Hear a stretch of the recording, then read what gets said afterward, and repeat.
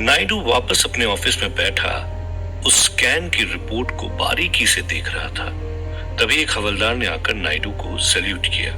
नायडू ने हवलदार की तरफ देखते हुए पूछा, कुछ पता चला महेंद्रनाथ गुप्ता के बारे में? हवलदार ने कहा, सर मैंने अजंता में कई लोगों से बात की, पर 20 साल तक एक ही जगह पर रहने के बाद भी कोई उनके परिवार के बारे में ज्यादा नहीं जानता। लोगों का कहना है कि महेंद्र 20 साल पहले ही वहां आकर बसा था। वो कोई काम नहीं करता था, ज्यादातर उनका परिवार घर पर ही रहता था। न पत्नी कहीं बाहर निकलती थी और न ही बच्चे, और न ही बच्चों के साथ कोई खेलता था। नायडू ने सोचते हुए कहा, इतना छुपकर तो वही लोग रहते हैं जो किसी से भाग रहे हो। नायडू ने हवलदार की तरफ देखते हुए कहा, ऐसा करो, तुम महाराष्ट्र के हर थाने में इस परिवार की तस्वीर भिजवा दो। हो सकता है अजंता से पहले वो जहां रहते हो वहां से हमें कुछ पता चले। तब तक मैं इंडियन रॉ एजेंसी में बात करता हूं। ये लोग कोई मामूली इंसान नहीं थे। मुझे लग रहा है कि कोई बड़ी मुसीबत आने वाली है इंसानियत पर। कुछ तो बहुत खतरनाक खेल चल रहा है और मुझे उस खेल की तह तक जाना है। राहुल की मां किचन में खड़ी शादी के लिए व्यंजन तैयार कर रही थी। तभी राहुल ने मां से आकर पूछा कि वो पापा को कच्छ में कहां ढूंढ सकता है। मां ने राहुल को स्वामी प्रसाद के बारे में बताया, जिनके घर में कई सालों पहले वो रहा करते थे। कच्छ जिले के निरोना गांव में हर कोई स्वामी प्रसाद को जानता था। राहुल के पापा और स्वामी प्रसाद में गहरी दोस्ती थी। उन्हें राहुल के पिता के बारे में जरूर पता होगा। राहुल ने मां के पांव छूकर आशीर्वाद लिया और वहां से निकल गया। अब राहुल आयशा के कमरे में ठीक उसके सामने बैठा हुआ था। आयशा का हाथ राहुल के हाथ में था। राहुल ने भावुक होकर कहा, मुझे जाना होगा आयशा। आयशा ने चौंकते हुए पूछा, पर राहुल अचानक से अभी रात में ही क्यों जाना है तुम्हें? तुम हमारी सगाई के बाद भी तो जा सकते हो ना? राहुल ने कहा, नहीं, मुझे अंदर से लग रहा है कि पापा किसी मुसीबत में है। मेरा यहां मन नहीं लग रहा है। जब तक मैं पापा को ढूंढ नहीं लेता मुझे सुकून नहीं मिलेगा। आयशा ने कहा, ठीक है, तुम्हें जाना है तो जाओ, मैं तुम्हें रोकूंगी नहीं। पर राहुल, किसी भी मुसीबत में पड़ने से पहले एक बात याद रखना कि मुंबई में एक छोटे से कमरे में बैठा कोई तुम्हारा इंतजार कर रहा है। राहुल प्यार से अपने होने वाली पत्नी की तरफ देखता है और फिर खड़े होकर कमरे से जाने लगता है। तभी आयशा ने कहा, राहुल 1 मिनट रुको।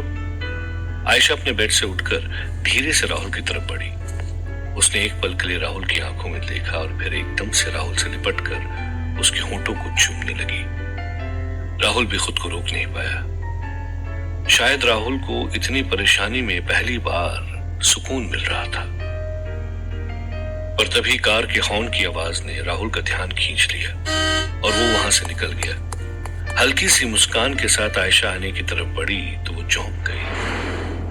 आईने के पास कुछ सफेद बाल पड़े थे। आयशा ने उन बालों की तरफ देखते हुए सोचा, सफेद बाल? पर मेरे कमरे में तो शालिनी के अलावा और कोई नहीं था। तभी आयशा ने खिड़की से देखा तो राहुल बाहर आकर शालिनी से मिला और वो दोनों एक कार में बैठकर निकल गए। आयशा ने हैरानी में सोचा, शालिनी? ये राहुल शालिनी को अपने साथ लेकर क्यों गया? आयशा की परेशानी वाजिब थी। एक लड़की जो अचानक से राहुल की जिंदगी में आ गई थी, आखिर वो चाहती क्या थी? हर वक्त राहुल के पास रहना?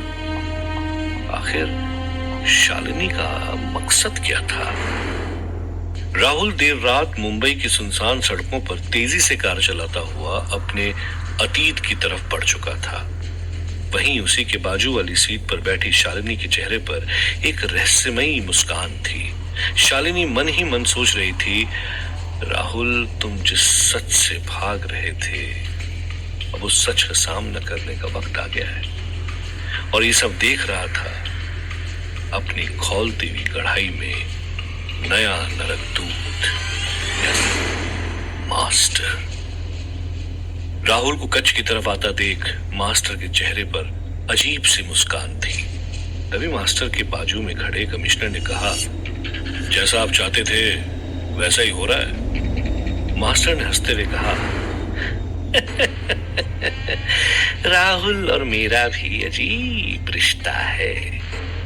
सोचा नरकदूत बनने के बाद कभी इस चेहरे को दोबारा देखना नहीं पड़ेगा, पर किस्मत का खेल देखो, राहुल चलता हुआ मेरे जाल में दोबारा फंस रहा है। कभी कभी तो इस बेचारे की किस्मत पर तरस आता है और हंसी भी। ये कहता हुआ मास्टर जोर जोर से हंसने लगा। कमिश्नर के चेहरे पर भी हंसी थी और तभी मास्टर अचानक से कमिश्नर की तरफ पलटता है और कहता है, यहाँ खड़ा है, जा उससे मिल और पता लगा कि उसे राहुल की असलियत के बारे में और क्या क्या पता है। कमिश्नर ने अपना सर हिलाते हुए कहा, जैसा आप कहें मास्टर। कमिश्नर उस खंडर के नाजुक सीढ़ियों से होता हुआ एक तहखाने की तरफ बढ़ा जो अंधेरे में गुम था। पूरा खंडर प्राचीन काल की कलाकृतियों से भरा हुआ था। तहखाना इतना नीचे था, ऐसा लग रहा था कि जिसने भी उस वक्त ये हवेली बनाई होगी उसने अंग्रेजों से बचने का पूरा इंतजाम किया हुआ था। उस काले घने तहखाने में चमगादड़ों की आवाज गूंज रही थी। कमिश्नर चलता हुआ एक कोठरी के सामने खड़ा हो गया जो अंधेरे में लिप्त था। उसने गहरी आवाज में कहा, वक्त आ गया है। और तभी उस अंधेरे से राहुल का बाप ओमकार गुप्ता बाहर निकलता है। ओमकार के होंठ सूखे थे, चेहरे पर सफेद धब्बे थे। ऐसा लग रहा था कि कई दिनों से उसे पानी नहीं मिला था। कमिश्नर ने पानी की बोतल हाथ में उठाते हुए ओमकार की तरफ बढ़ाई, पर इससे पहले ओमकार उस बोतल को ले पाता, कमिश्नर ने वो बोतल वापस छीन ली। कमिश्नर ने गहरी आवाज में कहा, जानता है रेगिस्तान में सोने से भी ज्यादा कीमती क्या होता है? पानी। इस पानी की हर बूंद तेरे लिए बेशकीमती है। ऐसा मत सोचना कि मैं तुझे तड़पाने आया हूं, बस जो मुझे जानना है वो बता दे, तो ये पानी की बोतल तेरी। ओमकार ने चीखते हुए कहा, और क्या जानना है तुम्हें? मैंने बता तो दिया कि राहुल मेरा बेटा नहीं बल्कि चंद्रवंशियों का वंशज है। कमिश्नर ने ओमकार के पास आकर कहा, तो ये बता, चंद्रवंशी के वंशज को उन्होंने एक सरकारी मुलाजिम के हाथों में क्यों सौंप दिया? ओमकार वो रात आज भी नहीं भूल पाया था, और वो जानता था कि अगर उसने राहुल से जुड़ा पूरा सच बता दिया तो राहुल की जान को खतरा हो सकता है, और अगर नहीं बताया तो कमिश्नर उसे इसी कोठरी में प्यास से तड़पते हुए मरने के लिए छोड़ देगा। ओमकार ने कहा, मैं कच्छ में उस वक्त काफी मशहूर था। मैंने कई औरतों को उनके पतियों के अत्याचार से बचाया था। कच्छ के हर गांव में मुझे लोग जानते थे, इंसाफ के लिए मेरे पास आते थे, और उस रात भी यही हुआ। एक औरत मेरे पास आई, उसके चेहरे पर घूंघट था। उसने मुझसे घबराते हुए कहा कि उसके बच्चे की जान खतरे में है, वो लौटकर अपना बच्चा वापस ले जाएगी, और तब तक के लिए मुझे उसे संभालने को कहा गया। बच्चे को देखकर मैं ना नहीं कर पाया। कुछ अजीब सी बात थी उस बच्चे में, वो सोने की तरह चमक रहा था। मैंने उस औरत से पूछा, कौन हो तुम लोग, और अगर वापस नहीं आए तो? पर उस औरत ने पलट कर कहा कि हम चंद्रवंशी हैं, अपना दिया हुआ वचन हमेशा निभाते हैं। और फिर वहां से वो गायब हो गई और लौट कर कभी नहीं आई। वो बच्चा राहुल ही है, और बस यही है उसकी कहानी। कमिश्नर ने पूछा, बस तो इतना ही जानता है? ओमकार ने खांसते हुए कहा, हाँ, मैं तुमसे कुछ क्यों छुपाऊंगा? कमिश्नर ने सोचते हुए पानी की बोतल ओमकार की तरफ फेंकी। ओमकार ने तुरंत उस पानी की एक एक बूंद कटक ली थी। कमिश्नर हंसते हुए बोला, जानता है मैंने उस दिन तुझे क्यों नहीं मारा? क्योंकि तूने मुझसे वादा किया था कि तू मुझे ऐसी शक्तियां दे सकता है जो किसी ने भी नहीं सोची होगी।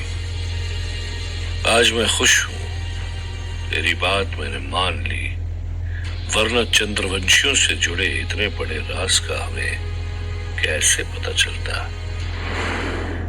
कमिश्नर वहां से हंसता हुआ निकल गया।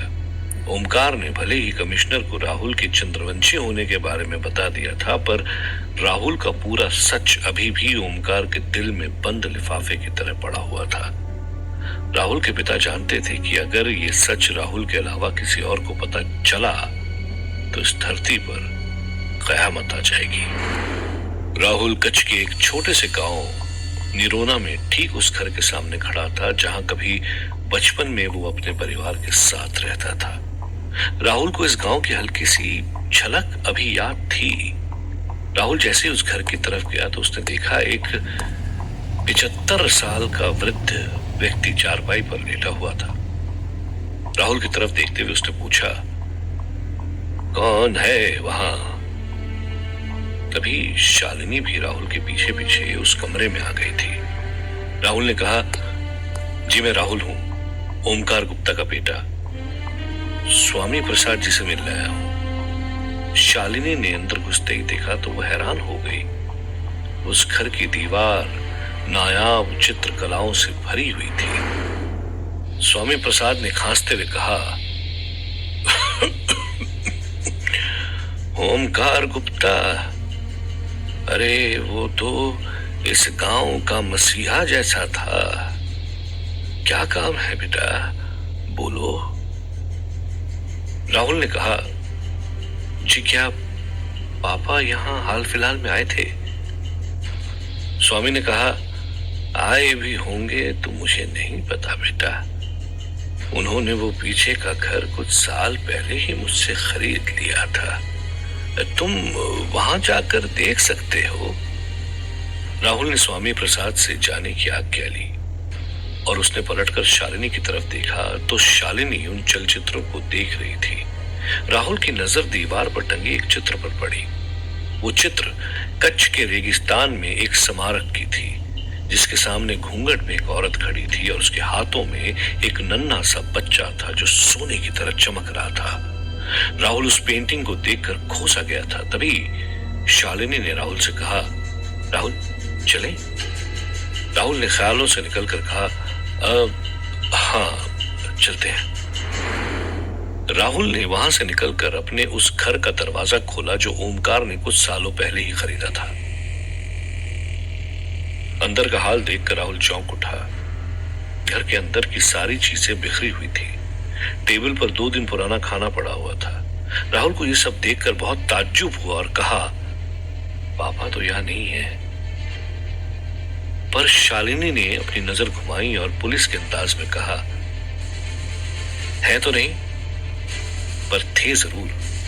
मेरी मानो तो उन्हें कोई जबरदस्ती यहां से ले गया है। राहुल हैरान होकर पूछता है, जबरदस्ती? पर कौन और कहां? शालिनी ने राहुल का ध्यान दीवार की तरफ खींचते हुए कहा, राहुल वहां देखो। राहुल ने जब गौर से देखा तो दीवार पर नाखून से खरोचने के निशान थे, जिसमें कुछ अंक लिखे हुए थे। राहुल ने उन अंकों को पढ़ा, 01 01 01। शालिनी ने कहा, इसका क्या मतलब है राहुल? ऐसा लग रहा है जैसे कोई तारीख लिखी हो। राहुल ने चौंकते हुए कहा, हाँ ये तारीख ही है। 2001 में मैं अपने माता पिता के साथ यहीं रहता था। शालिनी ने कहा, 0101 का मतलब 1। कुछ याद है राहुल, उस दिन क्या हुआ था? राहुल ने दिमाग पे जोर डालते हुए कहा, हाँ याद आया। उससे 1 दिन पहले मैं नए साल की तैयारी कर रहा था, पर पापा पूरी रात बाहर थे। मैं उनसे नाराज था, इसलिए अगले दिन पापा, माँ और मुझे कच्छ के रेगिस्तान में घुमाने ले गए थे। राहुल ने शालिनी की तरफ मुड़ते हुए कहा, यही क्लू छोड़ा है पापा ने। वो लोग उन्हें कच्छ के रेगिस्तान ले गए हैं। हमें जल्दी जाना होगा। और राहुल शालिनी के साथ फुर्ती से उस घर से निकल गया। तेल की खौलती हुई उस कढ़ाई में मास्टर ये सब देखकर हंसने लगा और कहा, राहुल, तुझे दिमाग लगाने में कितना मजा आता है ना? पर तुझे नहीं पता, मैं एक चंद्रवंशी को उसके अपनों की तरफ ले जा रहा हूं। अब उस गुफा का राज मुझसे ज्यादा देर छुप नहीं पाएगा।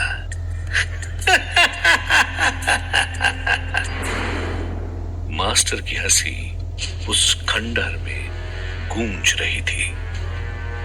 गूंज तो राहुल के कानों में भी रही थी, गर्म तेज हवाओं की आवाजें। राहुल उस सफेद रेगिस्तान के बीचों बीच खड़ा आसपास देख रहा था कि तभी उसे वो स्मारक दिखाई दिया जो राहुल ने स्वामी प्रसाद के घर में देखा था।